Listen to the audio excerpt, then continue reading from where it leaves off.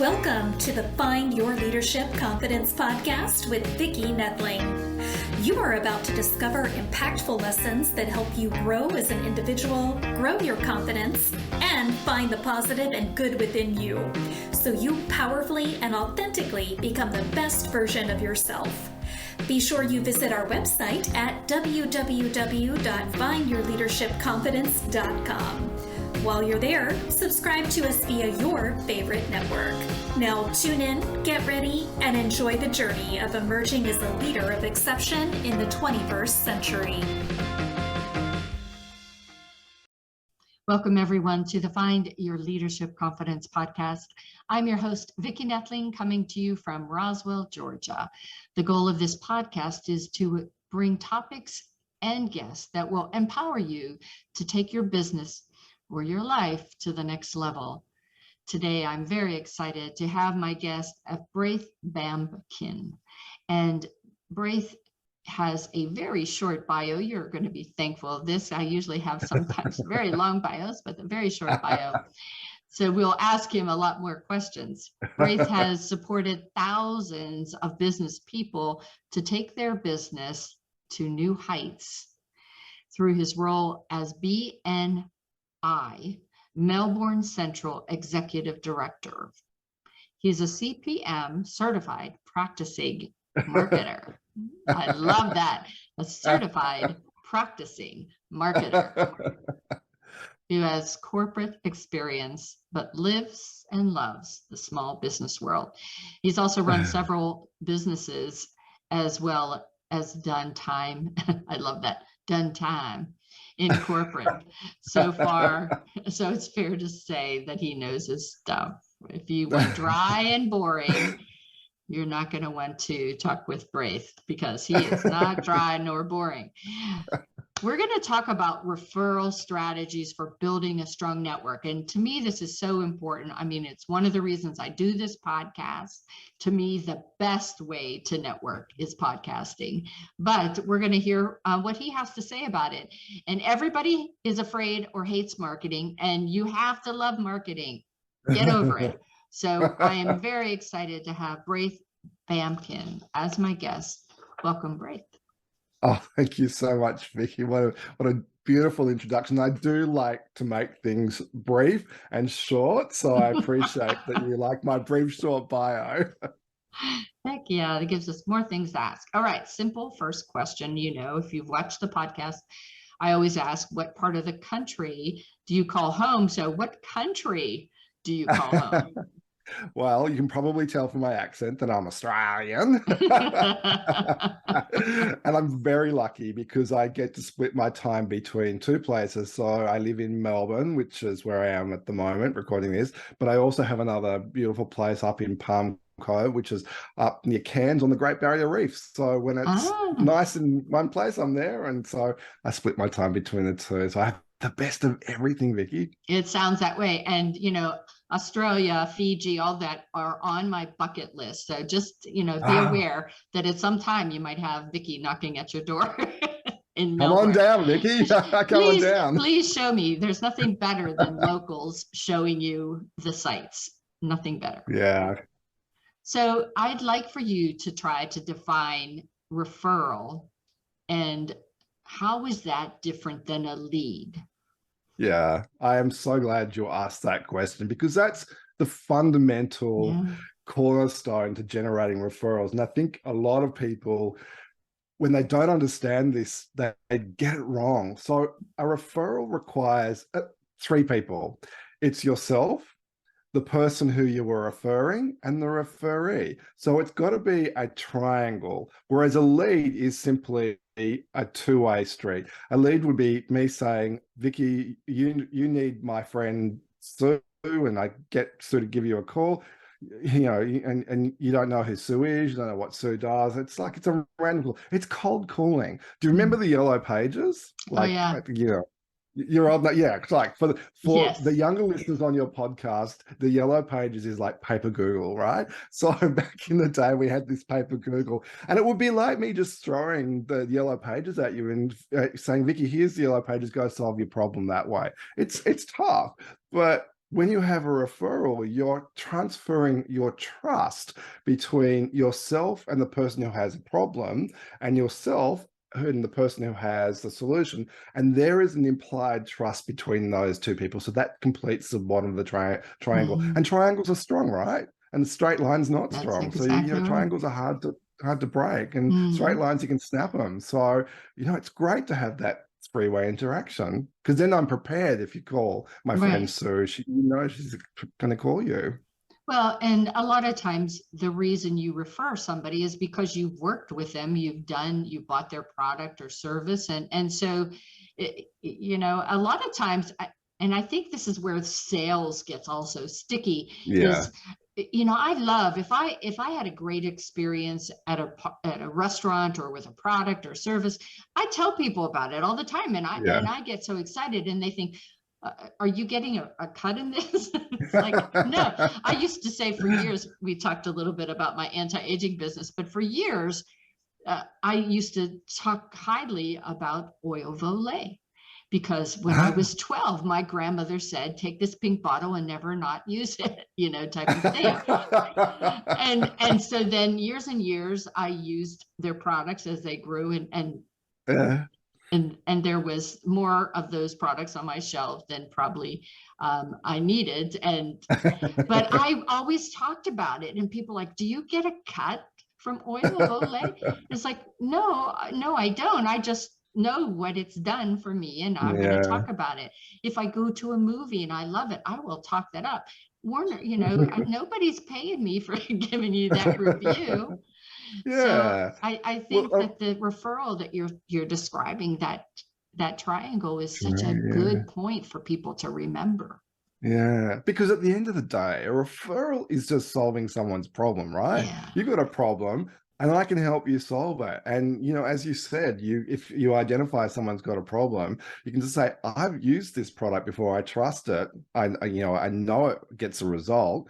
How about I connect the two of you? And so, you talk about simple things like movies and restaurants and that, but think about services like, business coaches or electricians or real estate agents or mortgage brokers. We all want our problems solved. And if somebody can solve it for us with someone they know, like, I can trust, job done, makes our life easy. Yeah. And the other aspect of that maybe sometimes people don't think is, we don't want to be embarrassed by our decision. Correct. 100%. So if I go to somebody on Google that I'd never tried, and it doesn't work, if somebody knows that I did that, then it's going to be embarrassing to us. We're not going to be so keen on it. But if I know that you tried that service or that product and it worked for you, then at least I can say, well, it worked for him. It didn't work for me. And I'm not as embarrassed, if you will. 100%. You nailed it. Yeah. So if I'm a specific market and, I have my target. Yeah. Am I going to be missing out on business if I narrow our niche? Yeah. A lot of new entrepreneurs think I have to be everything for everybody, and we know what that means. Yeah, we do. Well, there are 3 words that I teach people to never use when they're asking for a referral. That's anyone, everyone, and someone. And look, the reason for that is that when you use those words, they're so broad, and the human mind simply doesn't have the capacity to lock in on something specific. But if you talk about a very specific person or business or niche that you want to do business with, and you tell a story about how you solve that niche's problems, the human brain can pick up on that and they go, oh, yes. Now, here's the thing that's amazing about that. Let's say you're asking for let's say you're a business coach and you're asking to work specifically with people who are business owners who've been in business for 3+ years and they're in the IT industry. And if people will understand that, right? So that's really clear to understand. But obviously people can work out in their head that business coach helping business IT, maybe they'll come to you and say, hey, look, I know you work with IT people. I know you work with 3-year plus business people, but I have a friend that's just started their digital marketing business, and they're new in the business. Could you help them? Of course you could.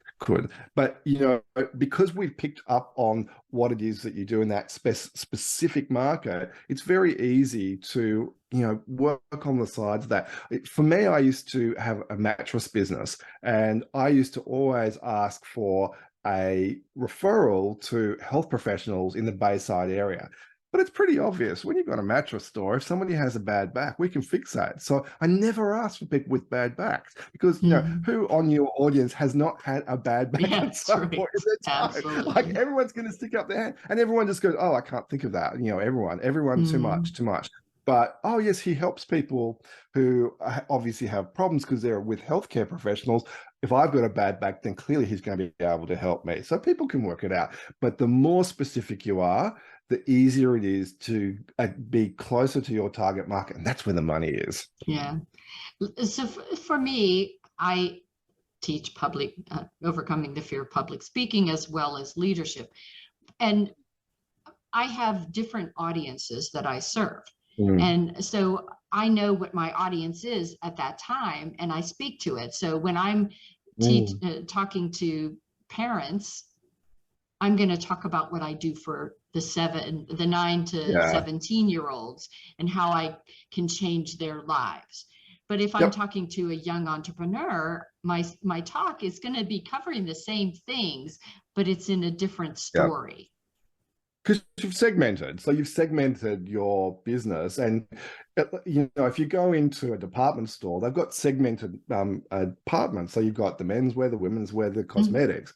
But in all of those areas, they're very specific about that particular segment. So it's exactly what you're doing in your business. So in the department store, in the cosmetic section, they're not talking about drill bits and they're not talking about men's shirts. They're talking about cosmetics. So it's exactly the same for you. So if you think of your business like a department store, you've got with this department that does that. You've got this department that does that. Some businesses just have one department. They only do one thing. Like like a jeans shop. Do they still exist, Vicki? I'm not sure. Yeah, they do have jeans. But that's very. But And also, whenever you're talking about referrals, if we could get back to that, is you might talk to someone or in a referral, and that particular person may not now need who you're referring them to.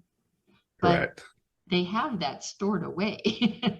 So that it's sometimes. So I always say a no is not a no until it's a no 7 or 8 times, but it's a not now oftentimes. Like I had someone that I worked with their child months and months ago, and now they want me to work with them. So it was not a need then, but it's a need now. And that referral is there. It's the reticular activation system, right? So we've stored that knowledge in our brain. The brain can store a lot of stuff. And if you package it up with a story or an experience, people can remember stories and experiences. It's very easy for us to pull those back out. And so it's like the red Ferrari. If I said to you, Vicki, how many red Ferraris have you seen last week? You probably would say 0, unless your neighbor's got one. You probably live in a very nice part of Georgia. There's probably a lot of red Ferraris. But if I say that to you now, I pretty much guarantee you'll see a red Ferrari sometime in the not too distant future. And you'll say, Braith said I'd see a red Ferrari. Yeah, it's that phenomenon. So that's exactly what we're talking about. So true. So what if you say, Braith, I'm a great networker. Yeah. But I don't generate any referrals. What am I doing wrong? Oh, I hear this All all the the time. time, all the time. You know, I go to a lot of networking events because it's my business, it's my stock in trade. I run BNI, but in BNI we also run some informal networking events here in Melbourne, and I get a lot of people coming to those, and they'll come up to me afterwards and they say, Braith, you know, this is my 4th networking event this week. I'm really excited to be here. And I say, oh, and you know, how's that going for you? Oh, it's exhausting. And how much business are you getting? Well, not really, but it's going to come. It's going to come. And in some sense, they're right. It will come if you have a system. But you can be really busy doing networking. But if you don't take that the next step and actually take those networking events and use them as the top of your funnel, because networking is marketing, right? So it's the top of your marketing funnel. If you don't take that and build relationships that are going to yield a result, then you're just wasting your time. Either that or you like going to events. And that's your thing. Yeah, Knock yourself out. Are you doing this for social or for pay? 100%. So if you, the networking events are really the start of your marketing funnel. So it's an opportunity for you to meet potential referral partners that you can down the track have a referral relationship with. I say it's a 1 out of 10 relationship. So you got to kiss 10 frogs to get 1 prince out of that relationship. Yeah. But you don't know which one's going to be the prince, right? So you've got to invest time in people, and then you will find out which ones are going to be the great referral partners. And in the meantime, you're going to meet some really amazing people, right? Yeah. So, and I think that that's one of the things that I've found is I've found some wonderful people along the way, and people that I would, you know, I'd go on vacation with some of these people. They are so great. But also it's the joint venture aspect of it, that you have something that I don't, but I know that who I serve could use what you do, and how can we partner together to be able to use that to better serve those people. And that's what's really exciting to me. And I always think of myself as a connector. A part of why I do what I do is to say, okay, you know, I know this entrepreneur, I'm helping them be more comfortable speaking, but they aren't very good at the networking piece. How can you help them with that? And, you know, how can we work together? But you know what I loved about what you just said? You used one particular word that I think is key to all of this. Do you know what that word was? I'm not trying to trick you, but you know, connecting. Well, connecting, but the other one starts with S, serve. You're serving. Oh, yeah. So, yeah, well, that's because my leadership. Well, you probably have that built in. Yes. Yeah, it's natural to you, so you kind of like just do it. But I think what people forget when they're starting on their journey is that you're trying to serve other people, and the more you help other people, the more it comes back to you. It's kind of like, it's the law of reciprocity. In BNI, we talk about giver's gain, but it's the law of reciprocity. If anyone's ever done any volunteering in your audience, they will know that the more you do in the volunteer organization, the more you get back. It's kind of like this bucket that can't be filled. And helping other people and serving them to solve their problems is the name of the game in this whole referral and networking world. And I think that's the mindset that you have to have when you go into the referral piece, is that you don't go into it thinking, what can I get? Yes. But rather, what can I give? Yes. And as you said, at some point in time, somebody may need what you have. But until then, it's far better for me to give as much as I can to help people, because that's ultimately what I want to do. So it's kind of like the bank analogy. I know interest rates aren't great these days, but you know, you put money in the bank slowly over time, and then interest rates will grow that money, and eventually you'll have enough money in your bank account that you can start taking some money out and not affecting the principal. It's like that in referrals and networking. The more you invest, it's a function of time, because referrals and networking take time. The more you invest in there, at some point you're allowed to take money out, you're allowed to take referrals out, but that will come to you. And as I said in the volunteering thing, you know, once your cup's full, it just overflows. Yeah, I love that. So another was, when should I start?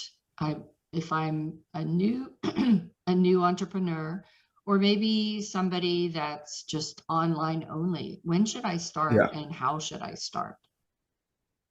Well, the first thing you've got to know is who your ideal customer is. I think this is the really key aspect to any business, no matter what you're doing. If you don't know who you want to do business with and why, and what your unique selling proposition is, USP is the marketing term we all use. If you don't know that, then you can't actually invest any time in networking, because you can't, if you can't explain to me what it is that you want, there is no way I can help you find that. It's pretty obvious, but people don't think about that. So they jump into networking and they say, I want to be everything to everyone. And people find that difficult to latch onto. So the very first thing I encourage everyone in the networking space to do is be very clear about their target market. Once you've got your target market clarified, look for where people who hang out with your target market are networking. And understanding the buying cycle will help you to understand who is your target client hanging out with before they make the buying decision. Because once they've made the buying decision, there's no point in getting a referral because it's job done, right? So let's think of somebody that's purchasing a new home. Well, who would they see before a new home? They would see a mortgage broker. And who might they see before a mortgage broker? Well, maybe their accountant. And who might they see before their accountant? Well, maybe they're working with a business coach to grow their business to get revenue. So if you think about the buying cycle, get as far ahead of the decision to buy your product or service to find who those people are, and then you want to network where those people are hanging out. Yeah, that's a good idea. Excellent. So how do I make more money with less customers? Oh, I just love this question, because people just think more is more is more is more is more, but it's the 80-20 rule. And I'm sure you've seen this in your business, that if you look at where your revenue comes from, it probably comes from about 80% of your revenue is probably coming from 20% of your customers, right? And so if we get very specific about where our good business is coming from, so I love to segment what's a platinum customer, what's a gold customer, what's a silver customer, what's a bronze customer. And I encourage people to retire their bronze customers, make a decision whether the silver people are going to become bronze or move up to gold, and then whether the gold people could ever be platinum people, because the platinum people you'll spend less time with them. They'll make you more money, but you will spend less time with them because you're so in alignment with what they want and your product or service meets their needs that the transaction's very easy. It's not difficult for you to convert the sale. It's not hard to sell your product. So the further up you go into that segment, the easier it is. So pick the people that you have the best time with, that make the most money with, and you'll start to see some traits there. There'll be some similarities there. So it will help you to understand really where you should be looking for more of the same. Because I think often we look for the bronze customer. We think it's the beginning of the pipeline. You know, why go there? Why just not go straight for the good stuff? Yeah, and you made a great point. You said those that you have fun with. One of my coaches talks about the fact that they don't work with jerks. I think I love it. Warren Buffett says the same thing, and it's true. Why should you have that stress? You know, stress adds pounds. We don't need those 100%. Pounds. And you see those people that are stressing you out, they never make as much money as the ones that don't stress you out. And the dollars might be higher, but if you think of the cost of investing your time, your energy, your stress, and your resources into servicing those people, wouldn't you be better off just hanging out with people that want to do what you hang out with you, and it's fun? You'll make more money and life will be easier. Yeah, and we all want that, don't we, Vicki? All right. So if I'm clear on my target market, how do I connect with these people through referrals? So we talked about the new people and the online people, but say you've been in business for a while and you need to really give a shot in the arm to it. And plus, you know, during the pandemic, things kind of got sideways. So how does an established business start to find creative ways to use this referral system?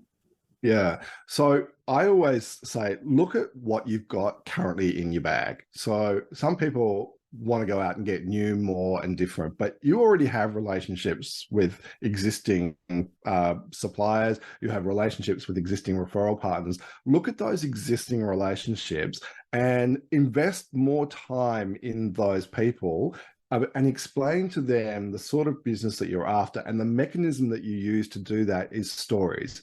So if you explain to those people how you have helped your target customer and how they could introduce you to more of those people, because you've got to make it easy for them to make the introduction, because I don't know how you want to be introduced. Do you want to be introduced by phone, email? Do you want a personal? That's the holy grail, the personal introduction over lunch. It's a great opportunity to meet the three of you together.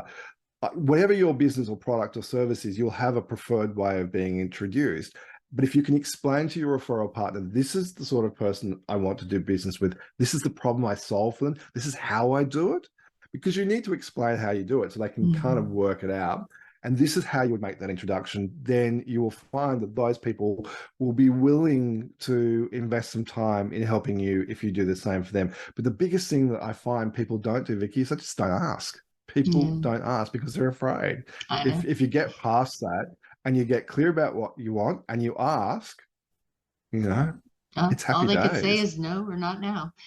But, exactly. and that's why you and I would work well together, because I help you perfect your story.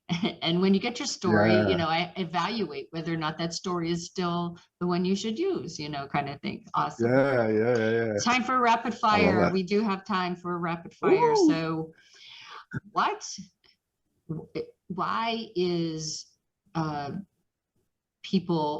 do people say that networking is dead because we're in the digital age? Because they're lazy, Vicki. But here's the thing. Humans are programmed to want to hang out with other humans. It's in our DNA. What happened when I live in Melbourne? We had 2 years of lockdown, really hard lockdown. We're very proud of our long lockdown. But the minute it was over, we just went out. We went out partying. We went to restaurants. We went and hung out with our friends in parks. The minute we were free, we were hanging out with people because that's our default. So you can do this on Zoom, and it's wonderful that we have this technology. But the nuance of being in someone's present cannot be replicated on Zoom. And, this is the way that I know that the digital world will never replace the real world, is you can walk into a room and you can feel a vibe, right? So you can feel, is this room a good room? Is it, are the people in this room having fun? Is there a good vibe? Or is this a downer? Is this a place where I don't want to hang out? Are these people miserable? We can feel that. You can't feel that on Zoom, but you can feel it in person. Well, and I look at always technology as a tool. And so I think that it's, for me, if I go on podcasts with you and I enjoy that, I'm going to look for ways or opportunities that we could do something in person.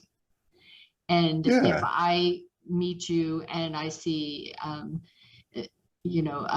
see a video, say on social media, and it intrigues me, then I'm going to look to have that phone call or that lunch, as you were talking about. So to me, it's like, tech, it all should work sort of like a dance, and you just have to know your and partner. You just want me to be a tour guide in Australia, I know. And I do want you to be a tour guide in Australia. And I would happily take you to my place. Yeah, you have to make sure that I don't have all those things that could kill you there. The bugs, the plants. Well, everything in Australia is going to kill you, Vicki. Everything's going to kill you. You just have to deal with that. So you were going to say? I was just going to say, I remember when faxes came. Do you remember faxes? I remember the first faxes. Your younger audience will laugh at this, but the very first fax machines came, they were like thermo printed paper, like the dockets that you get these days. And they smell. But do you remember how long they used to take? Oh yeah. It was like 2 minutes for. But the first time faxes came, I remember standing at the fax machine just mesmerized by these things coming through the machine. But it was a tool that helped us do business. People will laugh now, but that was a faster way of doing business back then than posting something. So clearly, For sure. technology is a tool that helps us. So, but what we've got to know is that it's a tool that helps us. It's not a tool that rules us. And Yeah. that's why in-person engagement is always going to be Always. powerful. Always. Yep. So it is time now for me to share my screen. If you are just listening, you'll want to go and grab that paper and pencil or pen so that you can take down the information. But as I always remind you, it will be on my website and YouTube that you can get.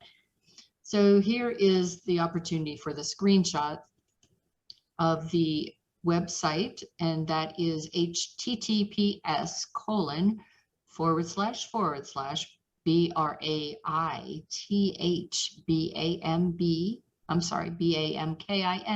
So that's BraithBamkin, BraithBamkin.com. That's the website.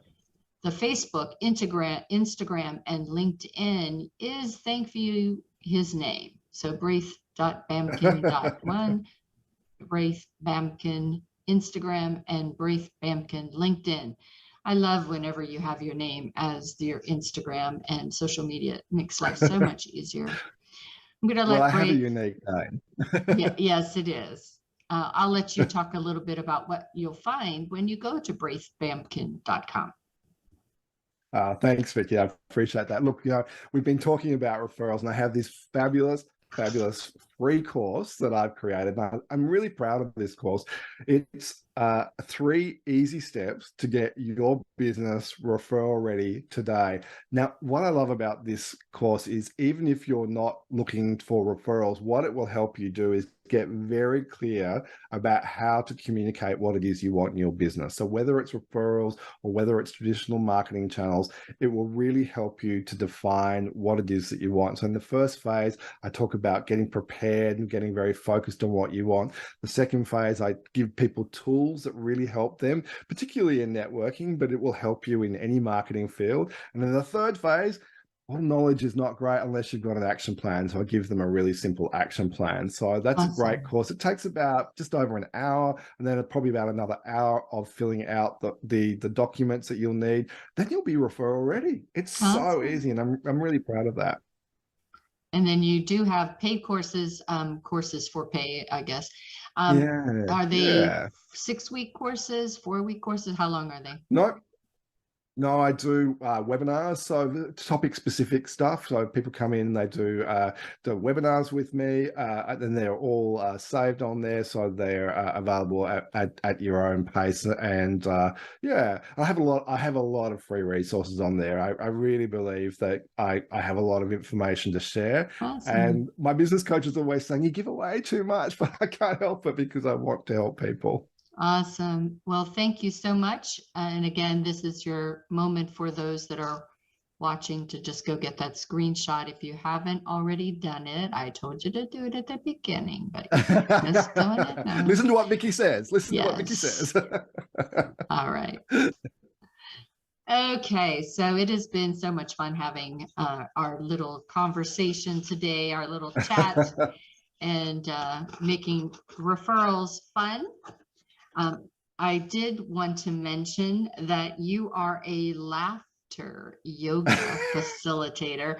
I have participated in laughter yoga, and I just wanted to give you yay. It is so much fun. And if anybody is looking for a laughter yoga coach to have your summit or your